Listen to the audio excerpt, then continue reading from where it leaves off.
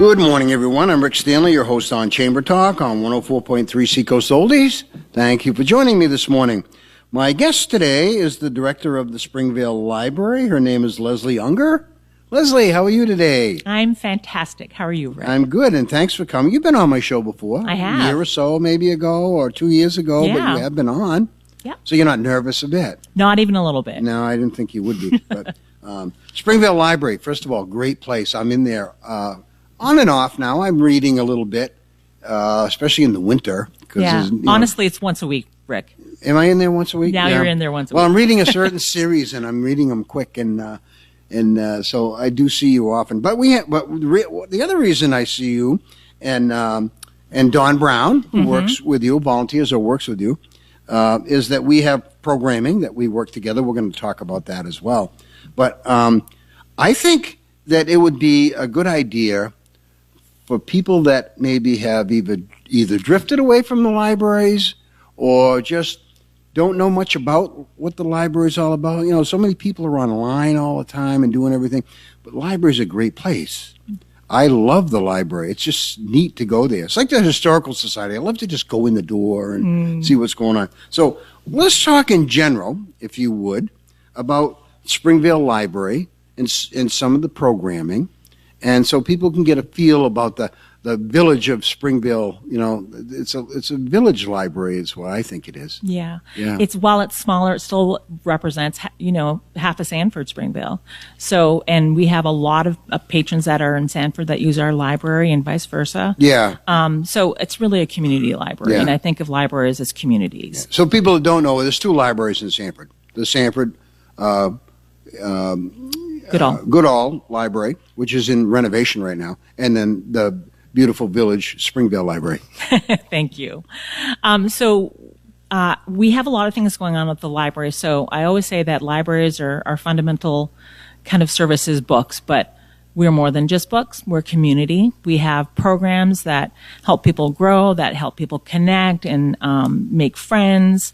We have programs to enrich your lives, like, for instance, we have Christina Baker Klein, a New York Times bestselling author, coming in September. Right. You know, that's kind of something I wanted to talk about. Her name is Christina Baker Klein, and New York Times bestselling author. How did you get her to come here to Springvale, Maine? So I found her assistant's email address rather than going through her publisher. And what that affords is that she's a Maine author, so she's up from Southwest Harbor. Yeah. So, and she lives in New York City as well. So she has a new book coming out September 3rd. What kind of writing does she do? So a lot of her work is historic fiction or realistic fiction. Uh-huh. But the one that's coming up, her new book, is written with Ann Burt, and it's actually a thriller. It's kind of a fast-paced, interesting thriller that can be right on the edge of your seat kind of reading. Really? Yeah. Uh-huh. So. Now, again, she's not an author that I know, and I'm just kind of finding books again is what I'm saying. And so I'm not familiar with a lot of the authors.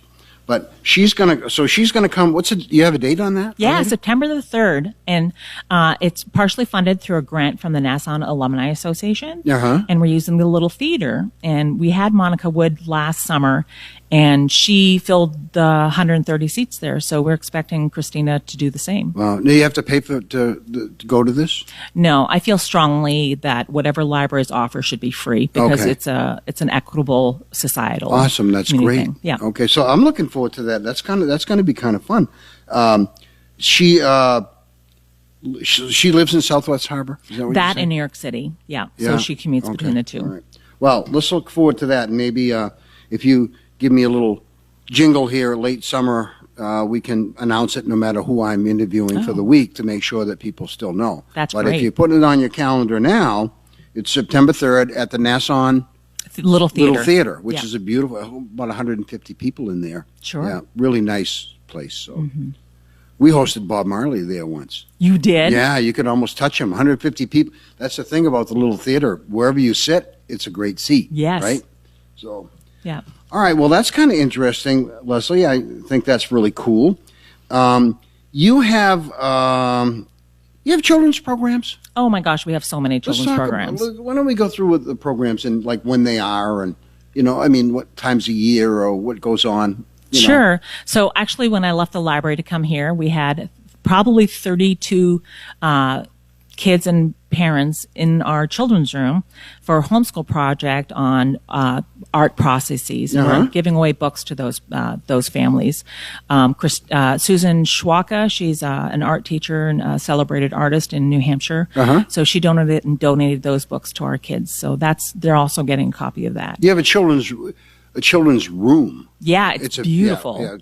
Yeah. We're just trying to let people kind of visualize what the library looks like, but it's a big room, high ceilings, really nice room, specifically for children's activities. Absolutely. Yeah. So you walk into the library and you turn kind of to the right and you walk through the adult section, and then all of a sudden you're greeted with this wide open space. Yeah. Colored in primary colors and windows everywhere. Yeah. Books everywhere and activities everywhere. It almost looks like a daycare center, I've got to tell you. Does it really? You think so? Yeah, when I go and I think of that, like it's a center. It's a center for children is what it is. So. It's a fancy, pretty center. Yeah. Yes. So what goes on there? So Mondays we have baby rhyme time. And it was so popular, we had to split it into two groups. She had over 22 children in there, so we had to split it. So now we have one at 10 and one at 11. What age group is that? That's birth to 2 years old. Really? Yeah. Okay. So it helps parents connect with other parents. It gets kids into, books for the first time. They hear stories and music. It gets parents out, especially for young ones like that, where they might feel isolated. Right? Absolutely. So it gets them to be able to come out. Yeah. Yeah. We have a toddler time, and that's for, I think, 2 to 5 years old, or 3 to 5 years old. So we have that, and we have a sensory story time, especially for kids on the spectrum. So it's got activities based on sensory input and sensory integration. So that's a really popular program as well. And then Sheila has homeschool groups once a month on Fridays. And we have a big craft program once a month. So that's right after our Lego club on Mondays. So yeah, it's a good time. The homeschool part, and I'm sure that's a challenge, and there are advantages and then there are challenges to homeschool somebody. So age groups for homeschool can be from young to right through high school, right? Yeah. So do your programs for homeschools cover all those age groups? So once a year we cover all age groups. And I was a high school teacher, so I teach research and research methods and beginning writing for the older kids. And then Sheila talks about literacy and how stories grow during those times. And so every child has a chance and an opportunity to speak during those groups. So it's an interactive, wonderful thing that we do once a year. And then the other months, they're geared to specific topics. So like last month, it was robots and coding. And actually, we just got a grant from the Sanford Springvale Rotary to purchase 6 more Blue Bots, which are programmable robots that you can hook up by Bluetooth, or you can just program right on the little bug. Yeah. And you can tell it how to code, and then it goes and does a task. Oh, really? So, yeah. So the Rotary Foundation. I'd like to try that maybe. Yeah. Is that for kids? Yes, Rick, it's for kids. All right. I'll tell you a quick story. I might have told you this story before, but when I was in grade school, they were neighborhood schools back then. And I was living in Springvale, so my school was Lincoln School. Some of these people listening to Chamber Talk this morning will know what Lincoln School, right? Well, I don't know which grade it was, first, second, or third grade, whatever. But we used to do field trips, which would be walking. We'd walk somewhere, right? They didn't have a lot of busing going on back there, taking us places. There wasn't a lot of money anywhere. And we walked over to the Springvale Library. Now, it didn't look anything like it did today. You walked in the front door. There was only a front door, the one you don't use as often but faces the street. All your addition was not there. Any additions were not there. It was just whatever the original library, 1960 or 61. We went in there to learn about what was in the library and to get our first library cards. So I don't have that card anymore. I don't know if you've got it on file. But in 1961, I want to say, my first library card from Springvale Library, and we'd walked over from school to get it. That's awesome. Just so you know. Yeah. And you can get a library card now. If you live in Sanford or Springvale, it's free. And you can have a card at Goodall and at Springvale, or they also work interchangeably. And all you need is a driver's license, just a form of picture ID and a proof of address. And you just walk in and we welcome you as part of our community and give you a library card. That's great. And a lot of times you don't need a library card if you're on file. I mean, maybe it's just me. You let me do that. You come in and I give you the book and you run it through, and I'm not pulling out a library card. Is that not the way you're supposed to do it? So, as a small community library, we know most of our patrons. Most of your people. Yeah. And if you've returned a book, we know who you are. Yeah. So, and we can look up patrons too. If they have just lost their card, we can give them a new one. Or I do have my card. I think it's in my car. I think it is. Yeah. But if you've lost your card, don't worry about it. We can always help out. Good to know. You also, now, I've done this, our family has done this in the past. You secure or whatever, tickets to different places like museums and things like that. Tell us that program. Sure. So libraries call them museum passes, but they're not just museums. So we have tickets to the Coastal Maine Botanical Gardens. These are free tickets. These are free tickets that you check out like a book, and you just get them for one day, and you don't have to return them. It's just a piece of paper. And then, so we have Coastal Maine Botanical Gardens. We have the Children's Museum and Theater in Maine. And we just got tickets to the Portsmouth Museum of Art. And really? And Art in Bloom, which is an amazing experience, is actually this weekend. I just put it on our Facebook Really? page. So if I wanted to go, you give me some, let's say I'm going to go Saturday and I stop in the library on Friday. Yep. I get this paper certificate that says my entrance for that Saturday. Yep. How many can you, like, if I have a family of 4? So for the Portsmouth Museum of Art, that's 2 adult tickets, but anybody under 18 is free. Okay. And then the Coastal Maine Botanical Gardens is for, I think, 2 adults and 2 children, or 4. And that's an amazing place. Yeah, it is really cool. Yeah. Yeah, people actually go up and stay the night. Yeah. They use our tickets and then stay the night. Wow. Yeah. That is a great resource. You're a great resource for that. That's a great perk to be a member of the library. Be a member of the library. Honestly, it really is. Sanford has the same. They have different deals? ones. They have So different they have ones. different Okay, ones. so Their budget is a bit bigger than ours, so they have a little more flexibility. Okay. So checkout passes there too. Yeah. Yeah. That's really interesting. Also, I might as well bring this up. A lot of times, the library only has so much room on their shelves, and you find a book that might not be at the library. Can you facilitate getting a book that somebody's looking for? Absolutely. So we're part of the consortium that covers the entire state of Maine. So when you look up in our catalog, you may not see a book that we have, but we can get it from another library. If you don't see it in that catalog, there's also another one that covers the entire state. So we can get it from any library in the state that participates. As long as they've got it, and then they can send it to you. Yep, exactly. It takes about a week. Yeah. And then you usually have it for either 2 or 3 weeks, and then we can often renew it for you. And then you send it back when they're all done with it? Yeah, we take care of all of that. Yeah. Wow, that's kind of neat. Yeah, it really expands our collection and gives better service to our patrons. Yeah, I like that. Yeah, I will have to say, though, that van delivery service is currently under threat because the cuts to the IMLS funding through the federal government. So the state has just lost 13 employees, and so it'd be a little harder to get interlibrary loan. We're worried that it's going to go away at this point. So it's something that we're keeping an eye on. Okay. Well, you get enough books for people to read over there. We have lots of books. Yes. We'll find you a book. We guarantee it. Have something special upstairs that not a lot of libraries have. Yes. We have a genealogy and local history research room. We have vital statistics going back into the 1800s. Yeah. We have microfilm going for newspapers back into 1883. Wow. Yeah, we have the Sanford Tribune and the Sanford Advocate in print that you can actually open up a book and see their original newspapers. Wow. Yeah, that's really cool. And we have the largest genealogy, local history, and vital statistics in southern Maine. Wow. So that collection is really important to our, like, not just our community research, but people call from California. We did research for them that way. Yeah, I've done research on that myself in the past, family genealogy.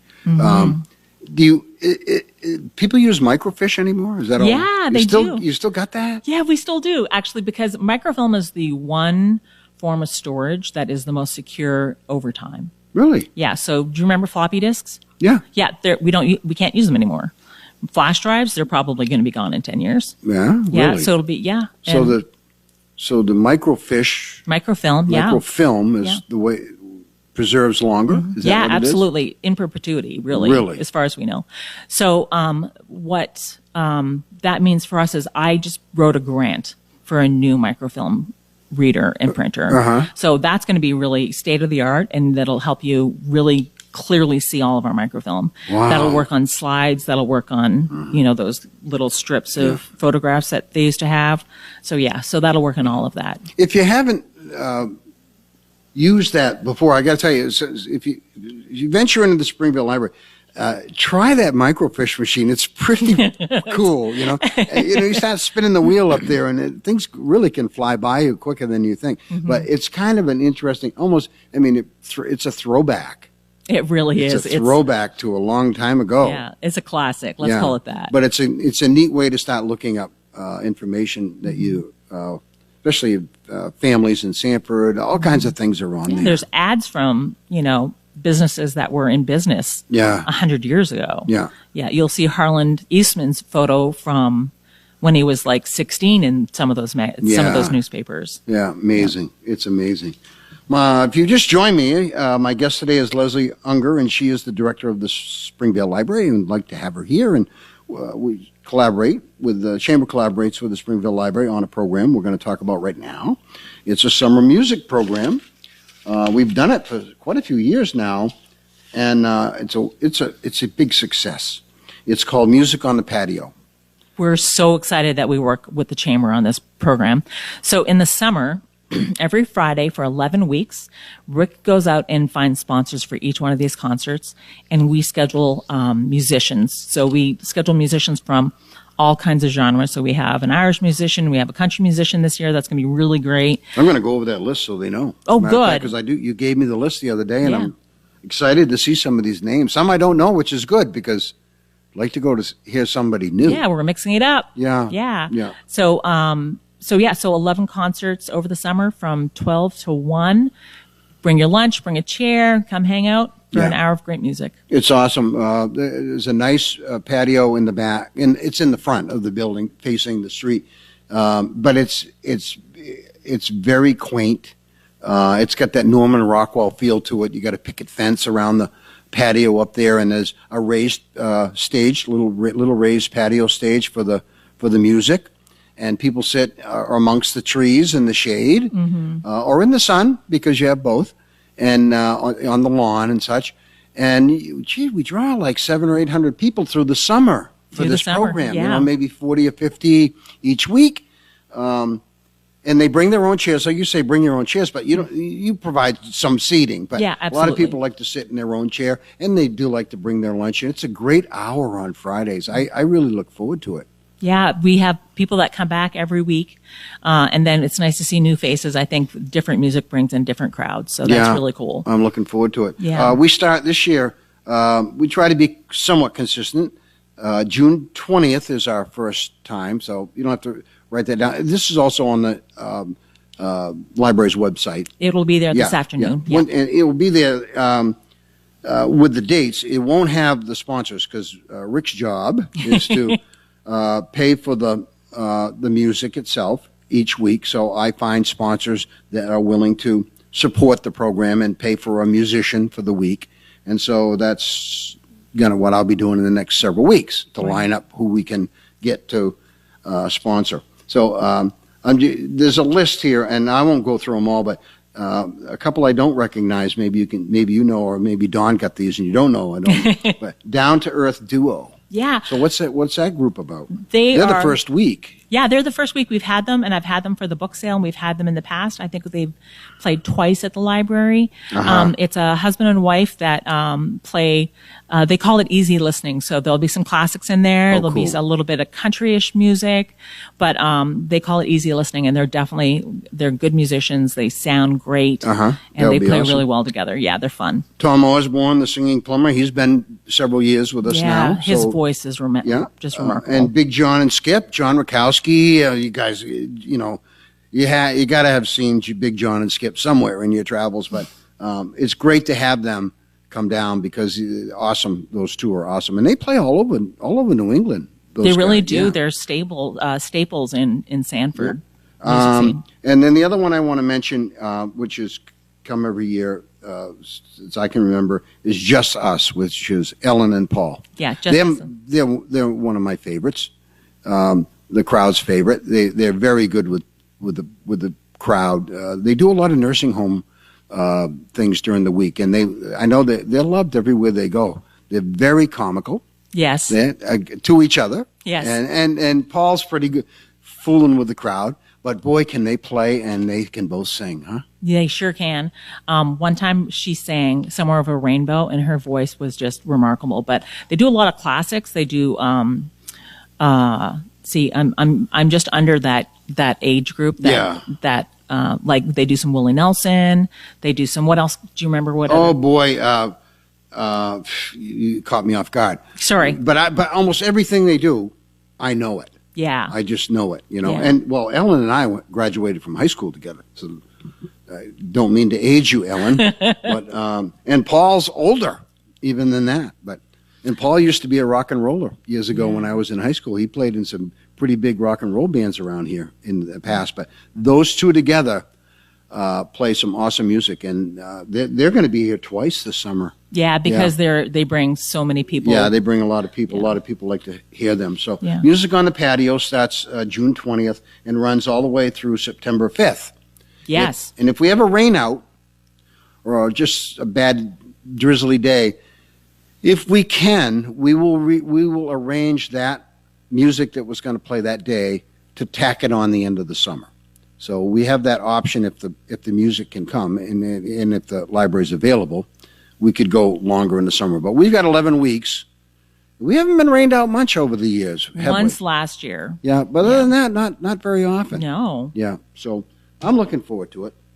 Let me see. What else have I got to talk about? Oh, the main thing you came in here for is that the Springvale Library's yearly auction is coming up. This is being aired on Sunday. So Monday, Yep. Monday morning, the auction starts. It's going to be very exciting. You can actually look at the items now if you go to our website and just click on the auction poster. It'll take you to the actual website that we built that has all the items that you can see now. Now, you guys have to collect all. It's a lot of work, isn't it? Yeah, we start in January. Yeah, it's Yeah. a lot to do. Tell us about the auction. Sure. What's going to happen? So first of all, I want to thank Garnsey Brothers Insurance. They were one of our sponsors. Pepin Precast was also one of our sponsors. Yeah, they're very good. Yeah. Edward Jones was one of our sponsors. And Sean's Eastern, great. Yeah, and Eastern Propane and Oil was also one of our sponsors. Awesome. Yeah. Awesome. That'd be Jeff. Yeah. And so what happens is they donate money to us, and then we buy gift certificates to support local businesses in town. So you're circulating the dollar is what you're doing, right? Yeah, absolutely. So it's really, really impactful. So we have 243 items. Wow. Worth $23,000. Really? Yeah. So it's a really good auction. There's something for everybody in that auction. So let's talk about how it works. So let's say I want to get involved in this auction. I go to the library's website, and that will direct me somehow to this auction site. Yep. And then I can scroll and look at things. Right? Absolutely. So you can go through all those items. You can also search if you're looking for something specific. If you're like looking for like VIP donated these ticket books, so you get 4 free oil changes. Oh, in yeah, it. yeah. Yeah. So that, or we have 2 nights stay at the Anna Peaks Island. So you could just type in Peaks and it'd search for that. Really? Yeah. And then Franny's donated this great idea. So it's a donut decorating party for 10. So you can make it like a girls' night in. Yeah, it could be a birthday present or whatever. Yeah. So we've got all kinds of stuff, and that includes Mark Motors has a detailing for us. Wow. You'll be bidding against that with me. Really? Yes. you need that bad. I'm looking at your car from the window here. It looks pretty good shape right now. Yeah. So those are it's fun. Auctions are fun. The chamber has a trivia night coming up at the end of the month, and we have an auction as well. Not obviously 230 items. We just have several items. Yeah. And then we have raffles and stuff like that. But it's fun to do those types of things because you never know if you're going to win. So is your auction like if I see something I like, online. I bid on it, right? Do Yes. I click bid? Yes. I must have to fill out my name or whatever, and I click bid, and I can bid at so much over the price that's already there, right? Right. And then I just have to keep an eye on it, don't I? You'll get a text message saying you've been outbid or an email saying Oh, you've been so it outbid. will actually tell you you've been outbid. Yeah. Uh-huh. Isn't that fun? Yeah. So yeah. that Sunday that it closes on the 20th, it is That's the there's day. so much traffic. That's the day that, bing, bing, bing, bing, everybody's getting, you're outbid, right? Absolutely. That's fun. Yeah. And that's fun to do. Yeah. So just a general idea, because we all, chambers do it, libraries do it, a lot of nonprofits do it. You have to do it to survive, right? So Yeah. this is a fundraiser for the library. Yes. So of our budget, the city does what they can, and they're really helpful in providing half of our budget. 10% of our budget, however, is raised through fundraising. Yeah. So that's a lot of money, and that keeps the doors open, my staff on task, and good books on the shelf. Yeah. So this is one of those fundraisers, Yeah. and we hope it's as much fun for you as it was for us to get everything for you, thinking it'd be fun. Yeah. Well, I think it's more fun bidding than it is trying to get all the items because I've been there. It's a lot of work, and you guys put a lot into it to make that happen. Yeah. The only other thing I think I wanted to mention was, and it's gone by, but it happens every year, but people should know, you have a very fun book sale Yeah, it's every year. Yeah, it's enormous. It covers the entire front side of the library on the Bodwell court side. Yeah. And there's thousands and thousands of books out there. Yeah. I know people that schedule their vacations around this. Yeah. Which to me is like outlandish, but I'm grateful because they walk away with bags of books. Yeah, and I know our family has always gone there, and book family that I live with has always gone there and picked out a ton of books. Yeah. It's just awesome time.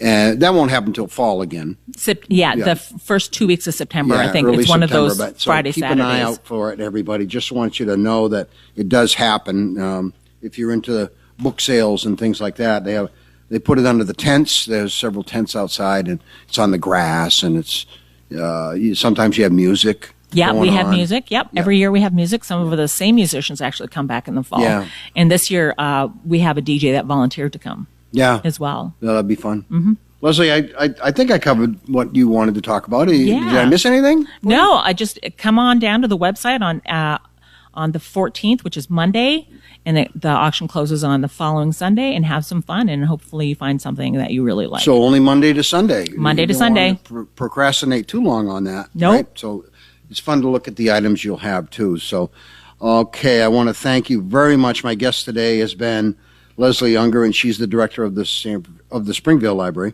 And we've enjoyed her time here with us. Thank you so much for having me. I'm Rick Stanley, your host of Chamber Talk on 104.3 Seacoast Oldies. Hope you enjoyed my conversation.